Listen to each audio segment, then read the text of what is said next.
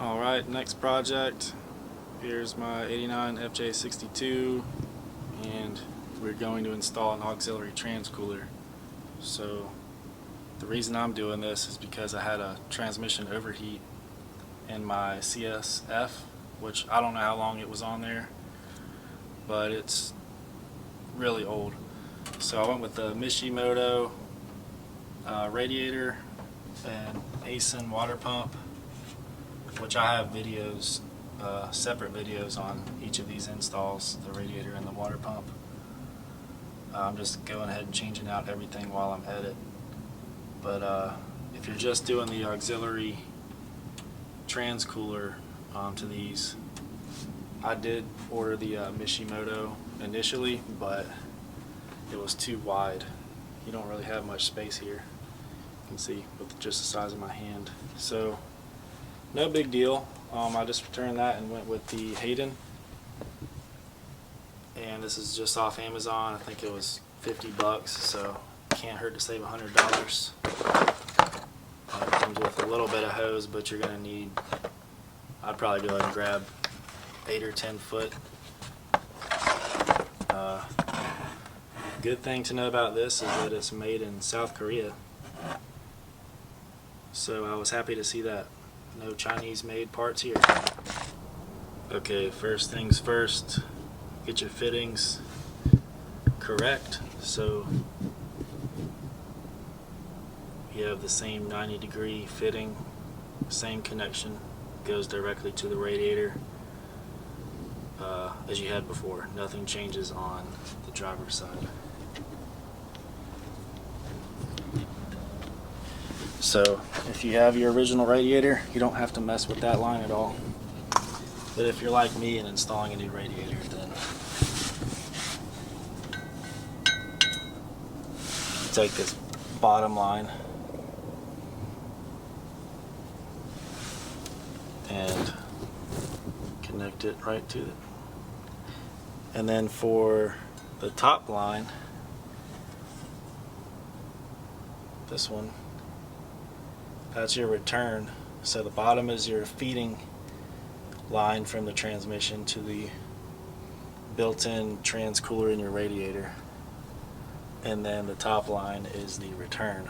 So we only need to use the return line because the feeding line is going to go through your radiator and then up to your auxiliary transit cooler, and from that you're going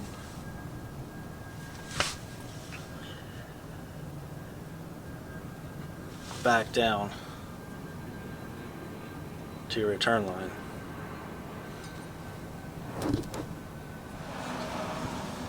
So what I'm doing now is removing the top line, which is give or take 14 inches or so of line, this one that I'm wiggling. And we're gonna remove these clamps. These are what's holding on the hose. So if we remove these clamps, then we have these OE fittings that we're going to use to connect to the rubber hose that we have. So once we remove that, we will connect our rubber hose to this fitting, the original one that would go here, and we will put it in here and wrap it up to the transcooler. So let's get to that. So there I have it off. Might as well tell y'all what size wrenches I used. So I got a 3/4, which fits the hose line, and then I got a 17 for the metal line that's running under the vehicle. I'm sure there's a better millimeter size or metric size that fits, but here, let me show you this over here. It's really tight.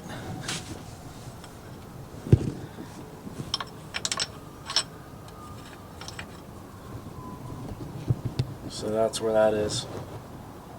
17 up there, and I use some PB Blaster too. It's not too tight, but It's better to be safe than sorry. So again, now we're going to remove this, and we should have our fittings that we can connect to our rubber hose. Tools used: dremel and just your standard metal blade, and you're going to be cutting this off. So I cut along very carefully this way, and then it has this pretty thick lip that connects up here, and I cut just one time this way, right in front of this nut, just enough to break it.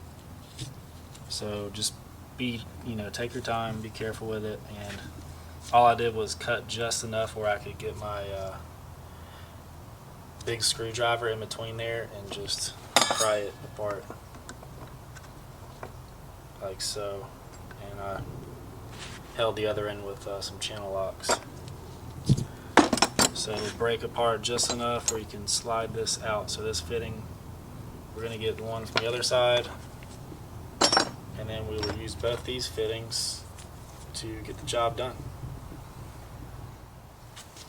So there you go. Cut just enough. It's not focusing. There you go. Just enough to get through, and then just enough to get through this way as well.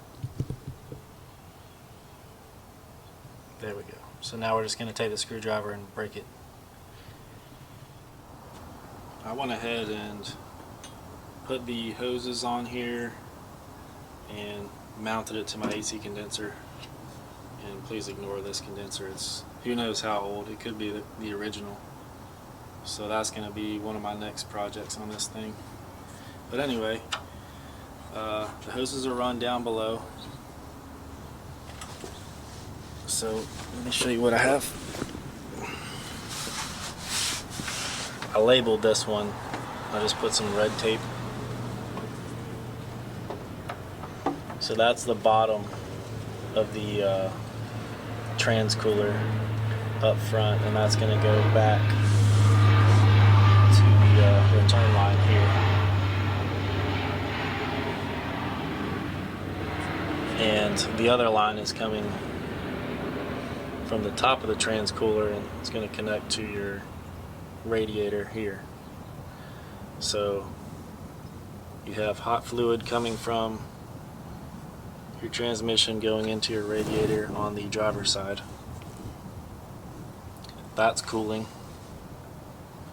And then this is technically the hot to the auxiliary transcooler.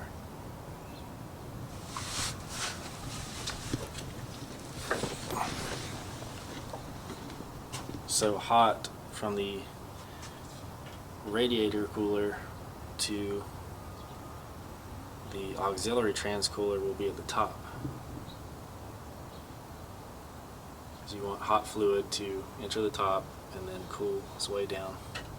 Cool fluid at the bottom. And this is that red hose that I marked down there. It goes to the return to the transmission.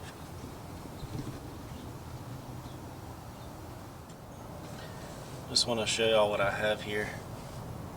So there's your NPT it's the original from the radiator to this fitting that we just used we just cut off, that crimp that was on this section. The only thing is that this Mishimoto thread depth is much shorter than the original. So I mean, it's good and snug in there, and I used plumber's tape, so I think it'll be fine. But the ideal thing would be to probably put the same size nut all the way up here, and then cut off whatever you need, back the nut off, so you have your thread again. But I'm going to run this and see what happens. I put 2 hose clamps on here, just a kind of a peace of mind thing, because that that nipple is pretty long.